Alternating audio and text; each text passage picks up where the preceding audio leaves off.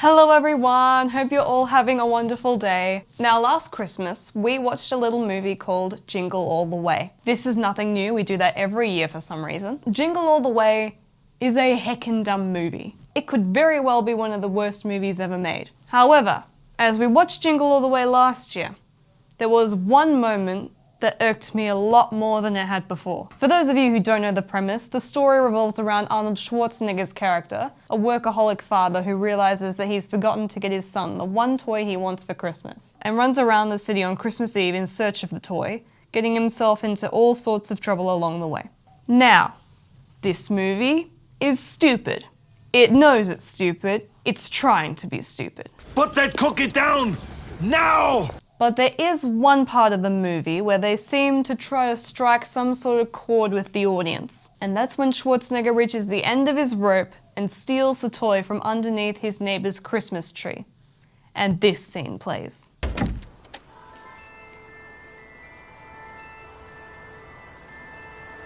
What am I doing? Look at me. Stealing from a kid? I can do this. You're gonna go back.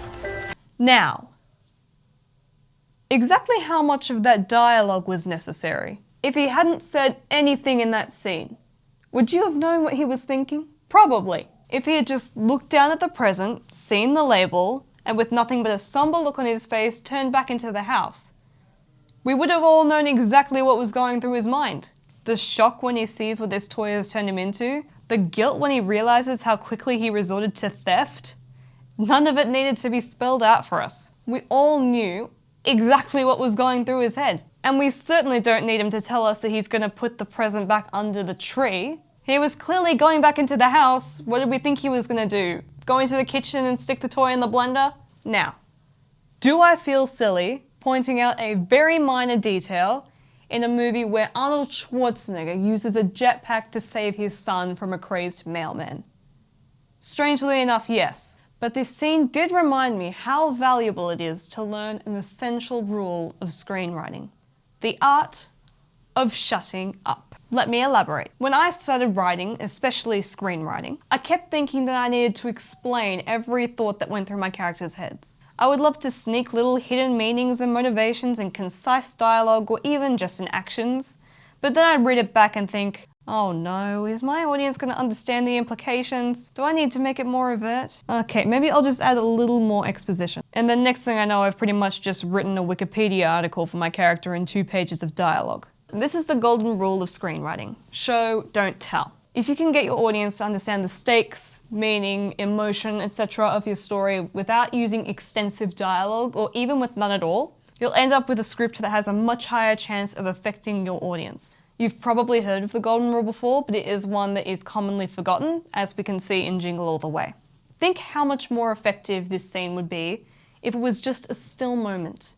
No dialogue, just Schwarzenegger looking down at the toy in horror. Again, I am aware that this is a Christmas movie with a 20% score on Rotten Tomatoes.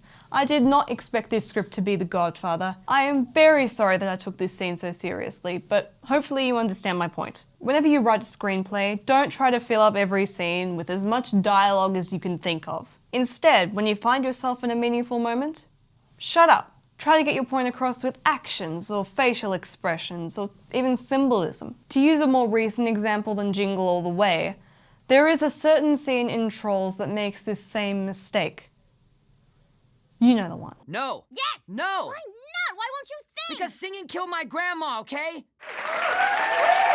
The writers of Trolls were clearly aiming for this scene to be a more mature, emotionally driven part of the story. Essentially a Pixar moment. Unfortunately, they evidently did not know how to write a scene like this and relied on dialogue to lead it. Branch was a much more sympathetic character when we just assumed that something tragic had happened in his past, and if they had just let his grandmother's death be implied, or not even alluded to her at all, he could have struck a much deeper chord. But by explicitly telling us his backstory and childhood trauma, the writers unintentionally made this scene hilarious.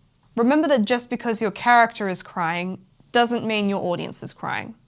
In this case, they're laughing. Now with that, Let's talk about scripts that get this right. There's arguably no major studio in Hollywood that does show don't tell better than Pixar. Almost all of their shorts use no dialogue whatsoever, and as a result tell a far more meaningful story than most full-length movies. They just shut up completely and tell the story through what we can see. Even amongst their feature films, their most famous scenes use very little or no dialogue at all. From the Nemo egg scene in Finding Nemo, to the opening montage in Up, to the Boo farewell scene in Monsters, Inc. The first 20 minutes of WALL-E have no dialogue whatsoever, except for an old commercial and some Hello Dolly songs.